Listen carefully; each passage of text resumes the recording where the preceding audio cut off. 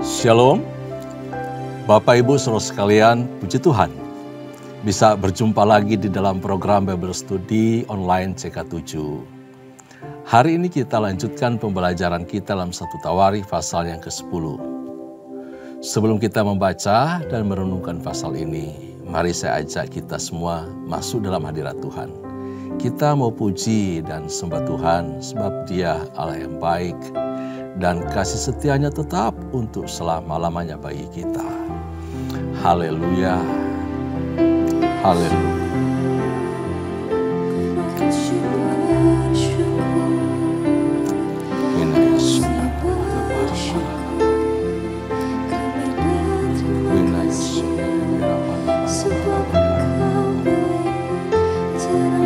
Kasih setia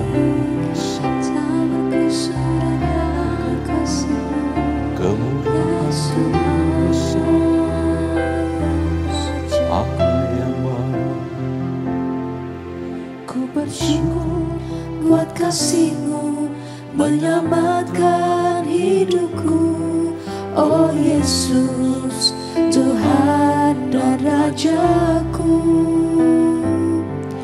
Dengan apa akan ku balas anugerah-Mu yang ajaib?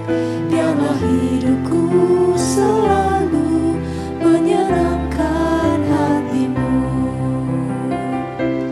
Betapa kagum ku melihat perbuatan tangan-Mu, ajaib dan mulianya kuasa-Mu nyata dalam hidupku.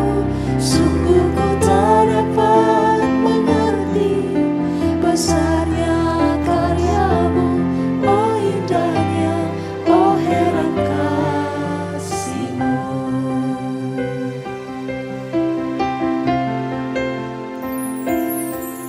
Ku bersyukur buat kasih-Mu menyelamatkan hidupku, oh Yesus, Tuhan dan Rajaku.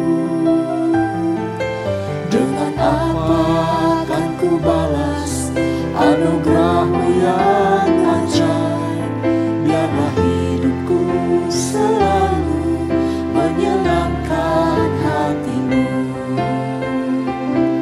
Betapa kagum ku melihat perbuatan tangan-Mu, ajaib dan mulianya kuasa-Mu nyata dalam hidupku.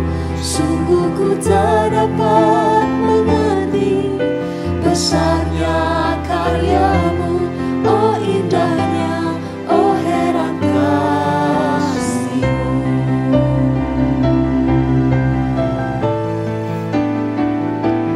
Betapa kagum ku melihat perbuatan tangan-Mu, ajaib dan mulianya kuasa-Mu nyata dalam hidupku. Sungguh ku tak dapat mengerti besarnya karya-Mu, oh indahnya, oh heran kasih-Mu. Oh indahnya, oh heran kasih-Mu. Oh indahnya, oh heran kasih-Mu.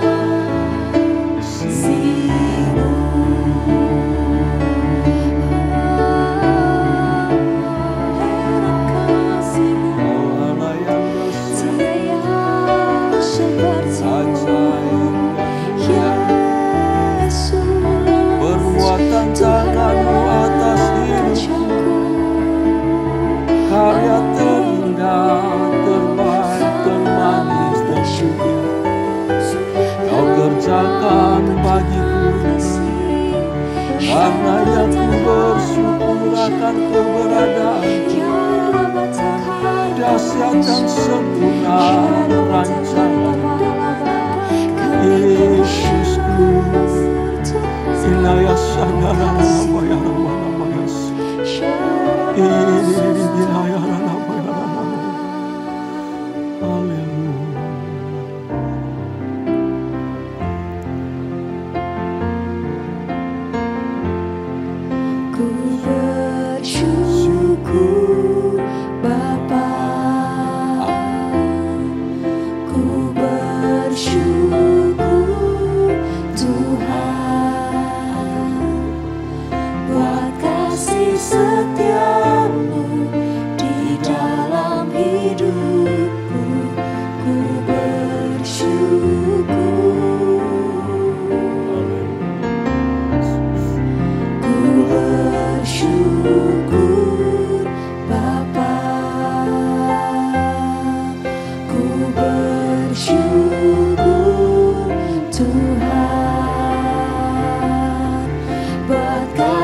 setiamu di dalam hidupku.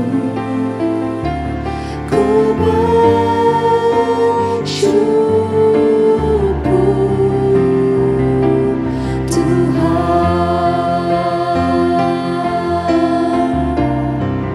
Ku bersyukur Bapa. Ku bersyukur Tuhan buat kasih setiamu di dalam hidupku. Ku bersyukur Bapa. Ku bersyukur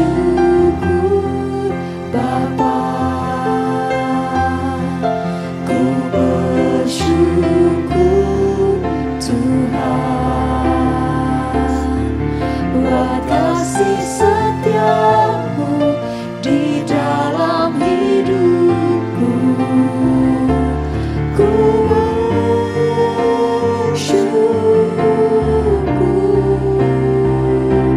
Tuhan. Ku bersyukur Bapa. Ku bersyukur Tuhan buat kasih setiamu di dalam hidupku. Ku bersyukur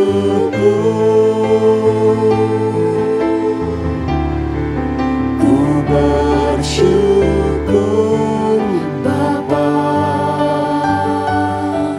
Ku bersyukur Tuhan buat kasih setiamu di dalam hidupku. Ku bersyukur Tuhan. Ku bersyukur Tuhan. Ku bersyukur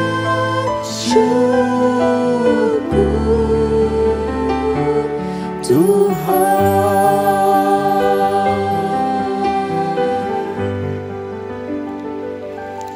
Sungguh kami bersyukur ya Tuhan, anugerah-Mu besar melingkupi seluruh kehidupan kami. Engkau Bapa yang baik, Engkau Bapa yang setia.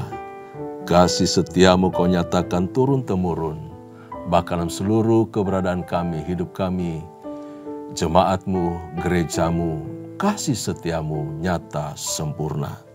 Terpuji nama-Mu, berkati firman Tuhan yang akan kami baca sebentar dari 1 Tawarikh pasal yang ke-10 ini. Hikmat Allah, urapan Allah, turun bagi kami semua, untuk kami paham, kami mengerti ketika kami membaca dan merenungkan firman ini. Kau berbicara kepada kami dan sampaikan maksud-Mu, supaya kami hidup di dalamnya, dalam tuntunan firman-Mu. Demi nama Yesus Kristus, Allah kami yang hidup, kami bersyukur, kami berdoa. Haleluya, haleluya, amin, amin, amin. Puji Tuhan.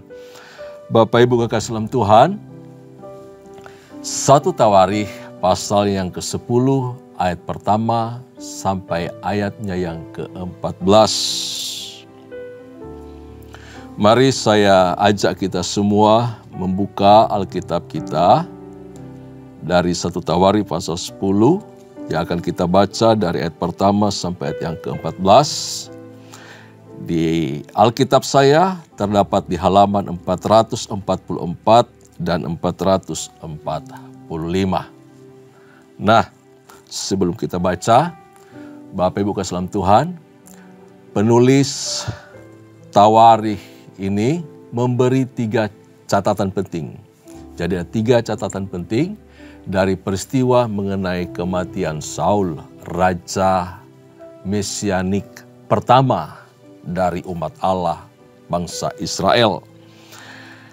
dengan topik Saul mati, juga sudah pernah dibahas bersama-sama di dalam 1 Samuel pasal 31 ayat pertama sampai ayat yang ke-13. Isinya hampir sama semua, kecuali di Tawarikh ini ada penambahan di ayat yang ke-13 dan ayat 14. Bapak Ibu kasih salam Tuhan. Nah, 3 catatan penting itu akan kita bahas saat ini. Yang pertama adalah mengenai berakhirnya hidup kekuasaan dan dinasti dari Saul. Itu dari ayat pertama sampai ayat yang ke-10. Saya akan pandu Bapak Ibu kasih salam Tuhan untuk membaca ayat-ayat ini. Kita bisa mengikuti di rumah dan menyimaknya dengan baik, ya. Saya percaya masih cukup familiar, masih terngiang-ngiang ketika membahas topik yang sama di dalam 1 Samuel, ya. Baik, ayat pertama demikian firman Tuhan, orang Filistin berperang melawan orang Israel. Orang-orang Israel melarikan diri dari hadapan orang Filistin, dan banyak yang mati terbunuh di pegunungan Gilboa. Orang Filistin terus mengejar Saul dan anak-anaknya dan menewaskan Yonatan, Abinadab, dan Malkisua, anak-anak Saul. Kemudian makin beratlah pertempuran itu bagi Saul.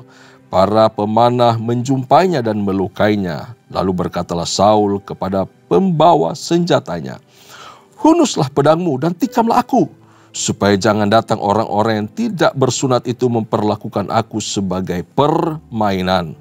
Tetapi pembawa senjatanya tidak mau, karena ia sangat segan. Kemudian Saul mengambil pedang itu dan menjatuhkan dirinya ke atasnya. Jadi Raja Saul bunuh diri. Ketika pembawa senjatanya melihat bahwa Saul telah mati, ia pun menjatuhkan dirinya ke atas pedangnya lalu mati. Jadi Saul, ketiga anaknya dan segenap keluarganya sama-sama mati. Ketika dilihat seluruh orang Israel yang di lembah bahwa tentara telah melarikan diri dan bahwa Saul serta anak-anaknya sudah mati, maka mereka meninggalkan kota-kota mereka lalu melarikan diri juga. Kemudian datanglah orang Filistin dan menetap di sana. Ketika keesokan harinya orang Filistin datang merampasi orang-orang yang mati terbunuh itu, didapati mereka Saul dan anak-anaknya tergelimpang di pegunungan Gilboa. Mereka merampasinya dan mengambil kepala Saul dan senjata-senjatanya. Lalu menyuruh orang berkeliling di negeri orang Filistin untuk menyampaikan kabar itu kepada berhala-berhala mereka dan kepada rakyat. Kemudian mereka menaruh senjata-senjata Saul di kuil Allah mereka. Tetapi batu kepalanya dipakukan mereka di rumah Dagon. Nah, itu ayat pertama sampai yang ke-10. Jadi yang dicatat ini merupakan salah satu perang yang terdahsyat pada zaman Saul yang mengakibatkan kerugian, kekalahan, dan matinya Saul juga anak-anaknya. Jadi kalau boleh dikata Bapak Ibu salam Tuhan, perang melawan Filistin di Gilboa itu merupakan Allah Tuhan yang membawa petaka besar bagi Israel. Ini tempat peperangan yang sudah biasa dipakai, ya. Pegunungan Gilboa itu adalah pegunungan yang berada atau terbentang di lembah Yisrael, menyatu dengan lembah Yisrael sebelah utara Israel, ya. Itu adalah wilayah Isakar, Bapak Ibu salam Tuhan.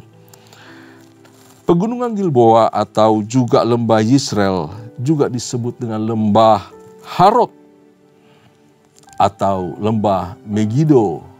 Di kemudian hari kalau kita nanti baca di Wahyu, ya, kita menemukan ada perang Harmagedon. Itu lembah Megido. Itu satu keseluruhan wilayah yang sangat luas. Dataran yang begitu luas yang biasa dipakai untuk berperang. Sana pernah mati juga Yosia, dibunuh oleh Firaun Neko. Jadi banyak kisah mengenai peperangan yang ada di lembah Yisrael ini. Dan peperangan dahsyat ini dipakai oleh Tuhan untuk membawa petaka atau menyelesaikan kehidupan dari Saul dan dinastinya. Nah, kisah tragis kematian raja yang diurapi Tuhan ini, namun kemudian oleh karena pembangkangannya, ketidaksetiaannya, Tuhan tolak dia. Sekalipun dia ada raja mesianik. Mesianik artinya membawa kelepasan bagi bangsa Israel. Mesianik artinya adalah raja yang diurapi oleh Tuhan. Namun Roh Kudus undur daripadanya. Bapak Ibu saudara Tuhan, perihal kematian Saul yang tragis ini, sesungguhnya disebabkan oleh kekerasan hati Saul sendiri. Saul sudah tahu, Saul sudah sadar, mengerti betul dia, bahwa Allah tidak lagi berada di pihak dia. Allah sudah menolak dia. Namun Saul tidak bertobat. Dia tidak merendahkan hati, lalu mencari Allah. Namun Saul di sini tetap ngotot untuk membangun dinastinya. Dia mau anaknya yang harus mewarisi tahta kerajaan, yang duduk di tahta kerajaan Israel. Padahal Yonatan sendiri yang diwanti-wanti akan menggantikan dia sudah menolak. Karena Yonatan juga tahu bahwa dia tidak pantas. Dan yang pantas menduduki istana itu adalah Daud. Bapak Ibu saudara Tuhan, akhirnya Saul dan seluruh penerus, para pangeran penerus tahta kerajaan Israel itu yang dianggap oleh Saul dan dilatih oleh Saul siap mewarisi tahta kerajaannya, akhirnya juga mati. Semua tewas dalam pertempuran yang dahsyat tersebut. Wow, ini peristiwa yang sangat menakutkan bagi bangsa Israel. Sehingga dikatakan mereka begitu mendengar Israel kalah dan lari terbirit-birit mereka. Masyarakat di kota-kota langsung kabur meninggalkan kota, mengosongkan kota-kota itu. Dan kemudian kota-kota itu diduduki oleh orang Filistin. Sangat disayangkan bukan? Tetapi ini cara yang dipakai oleh Allah untuk menyelesaikan dosa Saul, untuk menyelesaikan, menghentikan dinasti Saul. Sebab sesungguhnya dialah Yahweh sendiri, Tuhan Allah Israel lah, Raja yang asli, yang pantas memerintah atas Israel. Dia pemilik Israel. Karena itu setiap raja yang diangkat harus sesuai dengan kehendak Tuhan. Harus sesuai pilihan Tuhan. Dan dia yang mengangkat. Dia juga yang akan menurunkan raja-raja Israel. Karena punyalah dia. Punya Allah lah Israel. Milik kepunyaannya. Dialah raja yang sesungguhnya. Nah, kehancuran Saul sesungguhnya telah dimulai. Tadi saya katakan ya. Sejak Roh Kudus itu undur daripadanya. Artinya apa? Sudah nggak ada urapan Tuhan di dalam dirinya. Dia cuma raja namanya saja. Namun hebatnya Daud bisa menghormati bahwa dia adalah raja yang pernah diurapi oleh Tuhan. Itu hebatnya Daud. Jadi Bapak Ibu saudara Tuhan, ketika roh Allah undur daripada Saul, artinya Saul sudah nggak punya urapan sama sekali. Dia tidak disertai oleh Tuhan. Dan Saul itu sesungguhnya hidup hanya bagi dirinya sendiri. Dia berjuang dengan ambisinya yang tidak kudus di hadapan Tuhan dan di hadapan bangsa Israel. Dan jahatnya lagi, dia berupaya menyingkirkan Daud dan berdiri berseberangan dengan Tuhan. Dia berdiri menentang rencana Allah. Dia keraskan hatinya dan tidak mau bertobat. Pada akhirnya hidupnya dikuasai oleh kuasa maut. Saudaraku, kita harus menyadari, sungguh-sungguh harus menyadari, siapapun kita, bahwa ketika kita menjalani hidup ini, hidup yang kita jalani tidak selalu berjalan sesuai rencana kita. Kalau kita mengakui bahwa kita adalah umat Allah, kita adalah orang dipimpin oleh Tuhan, kita adalah orang diurapi oleh Tuhan, harusnya kita menyadari ini sungguh-sungguh. Biarkanlah Allah dan waktunya bekerja dalam hidup kita. Jangan paksakan kehendak kita terjadi. Sekali lagi, hidup yang kita jalani tidak selalu berjalan sesuai dengan rencana kita. Keadaan Tuhan menghentikan di tengah-tengah. Keadaan Tuhan sudah memberikan sinyal lebih dahulu. Supaya apa? Kita bertobat, kita berhenti sejenak, kita mereview lagi, kita memperhatikan lagi, kita lihat ke belakang, kita evaluasi perjalanan kehidupan kita, pengiringan kita akan Tuhan, pelayanan kita, dan jangan ngotot, ikuti maunya Tuhan, rencana Tuhan biar terjadi dalam hidup kita. Yang kedua, tadi yang pertama pasal 10 ayat 1 sampai ayat yang ke-10 dan bagian kedua ada di ayat yang ke-11. Ketika seluruh Yabes Gilead mendengar tentang segala yang telah dilakukan orang Filistin terhadap Saul, maka bersiaplah segenap orang gagah perkasa, lalu pergi mengambil mayat Saul dan mayat anak-anaknya. Mereka membawanya ke Yabes dan menguburkan tulang-tulang mereka di bawah pohon besar di Yabes. Sesudah itu berpuasalah mereka 7 hari lamanya. Nah, Bapak Ibu kasih dalam Tuhan, ini ayat yang memberi perbedaan dari berita buruk yang menggemparkan bangsa itu. Berita yang sangat tragis, karena peristiwa yang sangat mengerikan menimpa Israel, kehilangan raja. Namun diselipkan satu tindakan yang sangat superior dari kelompok orang-orang Yabes Gilead. Wow, mereka mencari di mana mayat Saul dan anak-anaknya tergeletak mati. Mereka mempersiapkan diri, pilih pahlawan yang gagah-gagah perkasa. Lalu mereka pergi ke medan pertempuran itu yang sudah sepi. Dan kemudian mereka menemukan, lalu mereka membawa pulang seluruh tubuh, lalu kemudian dibakar, kremasi, dan kemudian tulang-tulangnya dikubur di bawah pohon besar di Yabes, daerah Gilead. Nah, apa yang dilakukan oleh orang-orang Yabes Gilead ini adalah suatu balas budi oleh karena tindakan baik Saul. Waktu awal-awal masih penuh dengan urapan Tuhan. Bapak Ibu Tuhan, waktu itu dalam 1 Samuel pasal yang ke-11 itu dicatat bahwa orang Yabes Gilead itu diancam oleh Nahas Raja Amon. Mereka mau dipermalukan. Namun kemudian mereka minta waktu untuk dialog, mereka mengirimkan pesan kepada saudara-saudaranya dan hal itu terdengar oleh Saul. Lalu Saul tampil membela kelompok orang-orang Yabes Gilead ini.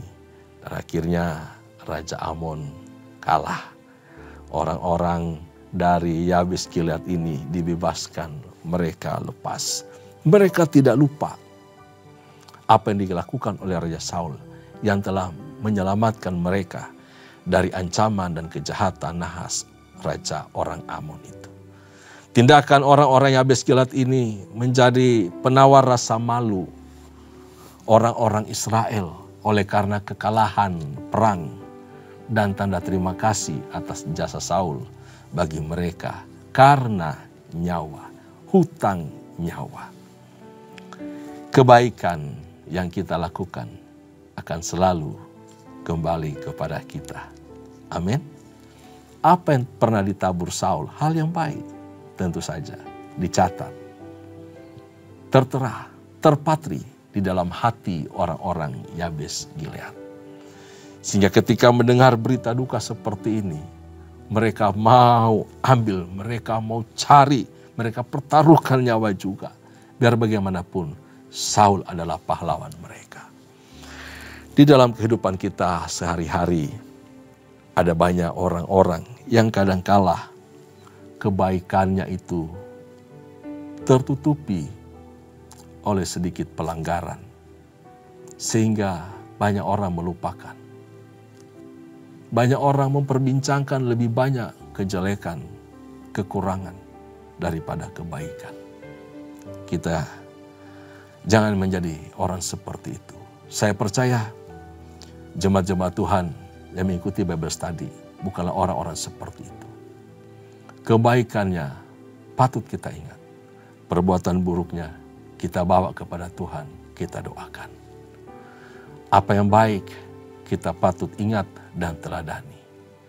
Sebab apa? Hal yang sama juga pasti terjadi dalam kehidupan kita. Karena itu jangan lupa kebaikan orang. Amin. Tuhan juga sudah berbuat baik kepada kita. Jangan lupakan kebaikannya. Jangan lupakan kasih-Nya. Dia tidak pernah curang. Dia selalu baik dan adil bagi kita. Hal yang ketiga, bagian yang ketiga dari pasal ini terdapat di ayat yang berikutnya, yaitu ayat 13 sampai ayat yang ke-14. Saya akan bacakan. Demikianlah Saul mati karena perbuatannya yang tidak setia terhadap Tuhan, oleh karena ia tidak berpegang pada firman Tuhan, dan juga karena ia telah meminta petunjuk dari arwah dan tidak meminta petunjuk Tuhan. Sebab itu Tuhan membunuh dia dan menyerahkan jabatan raja itu kepada Daud bin Isai. Nah, Bapak Ibu kekasih di dalam Tuhan, di bagian ketiga, di ayat yang ke-13 sampai 14 ini merupakan penegasan alasan Tuhan membiarkan, pakai tanda kutip, Tuhan membiarkan atau mengizinkan Saul dan Israel kalah. Penegasan ini adalah sebuah peringatan kepada umat Tuhan yang baru kembali dari pembuangan itu. Ya. Ini peringatan kepada mereka bahwa Saul itu mati karena sikapnya kepada Tuhan. Sebagai peringatan supaya umat Tuhan yang baru pulang dari pembuangan itu tidak mengulangi dari apa yang telah dilakukan Saul kepada Tuhan. Tuhan sudah mengangkat dia dari keluarga, dari suku yang paling kecil, Benyamin. Dikatakan oleh pengakuan Saul sendiri bahwa dia kaumnya pun kaum paling kecil, paling sederhana dan tidak terpandang. Mengapa aku dipilih jadi raja? Tetapi setelah dia menjadi raja, mendapat hak penuh begitu luar biasa memerintah atas Israel, dia lupa dari mana dia berangkat, dari mana Tuhan mengambil dia. Dia lupa asal usulnya. Lalu dia berlaku tidak hormat kepada Tuhan, tidak setia kepada Tuhan. Nah, sikap apa saja yang tidak boleh diulangi oleh kaum sisa, kelompok yang baru pulang dari pembuangan ini dan sudah berada di negeri perjanjian. Dari sikap-sikap Saul yang tidak mereka ulangi lagi.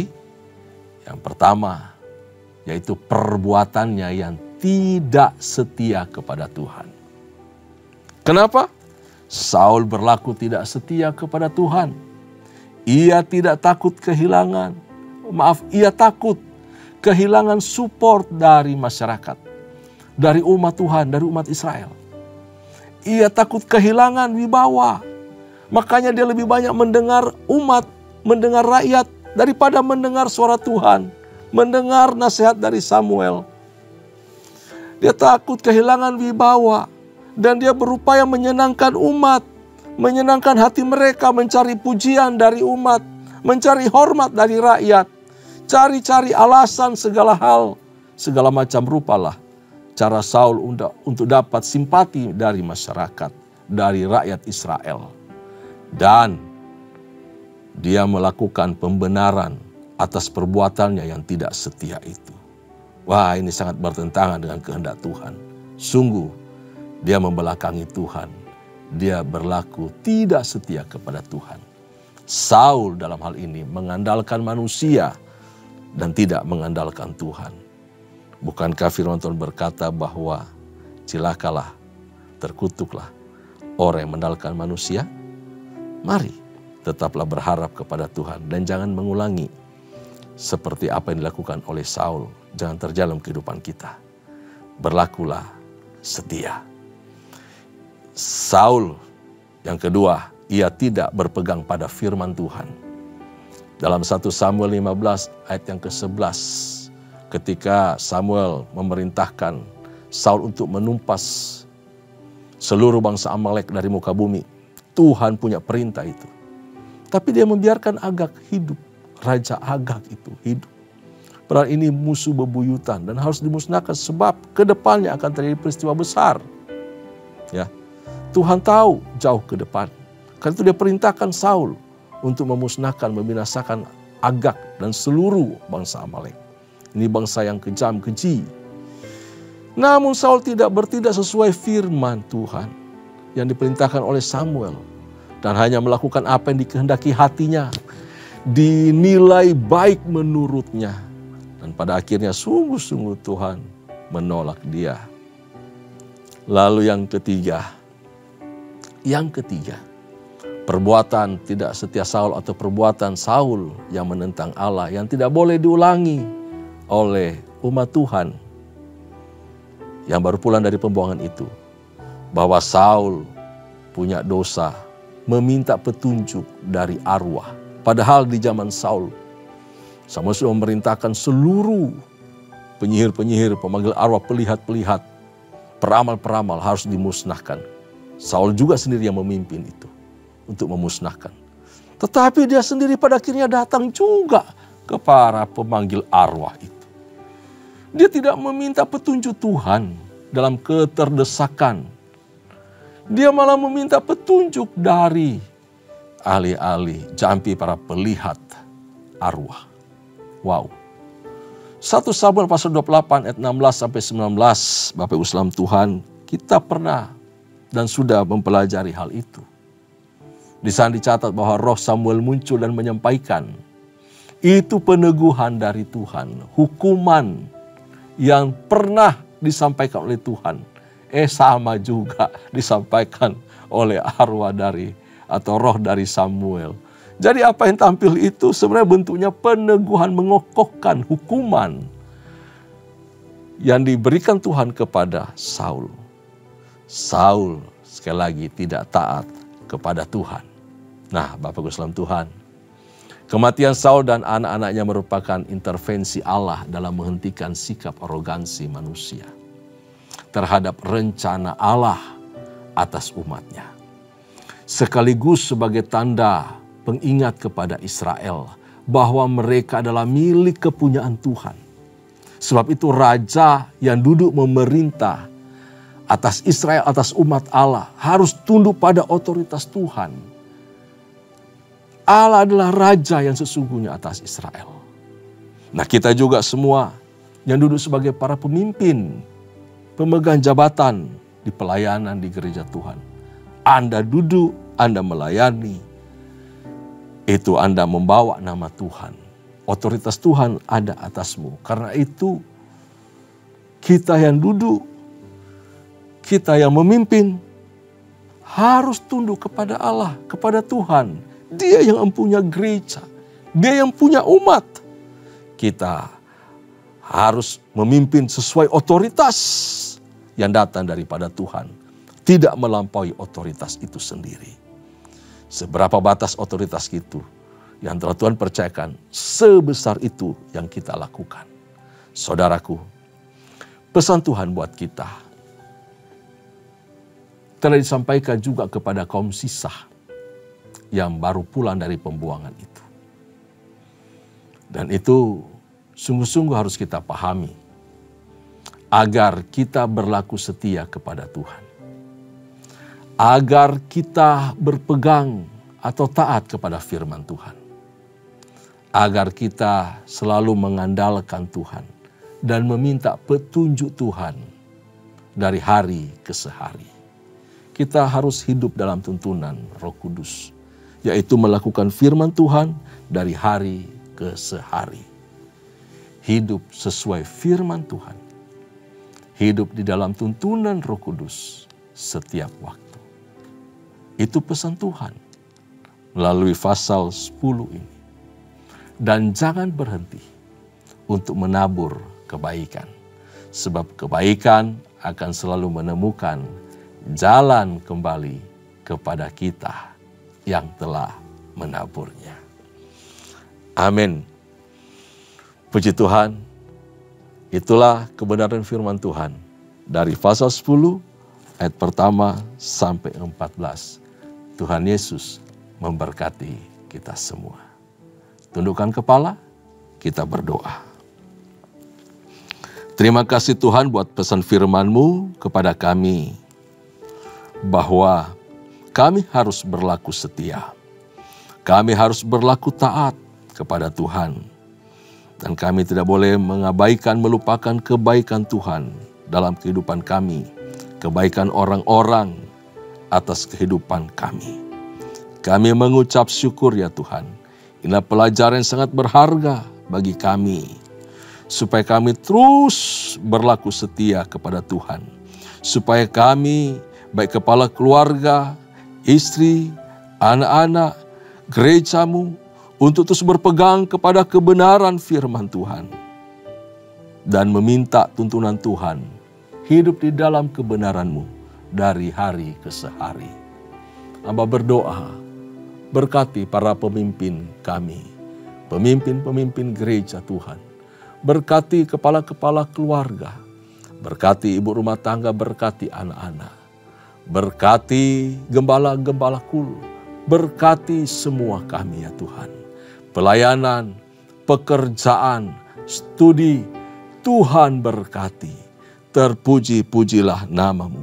Ajar kami setia, ajar kami taat, ajar kami hidup di dalam tuntunan kebenaran firman-Mu, supaya kami tetap berdiri dan hidup sebagai anak-anak kepunyaan Tuhan, anak-anak kerajaan-Mu. Terpuji nama-Mu ya Tuhan, kami sungguh mengucap syukur.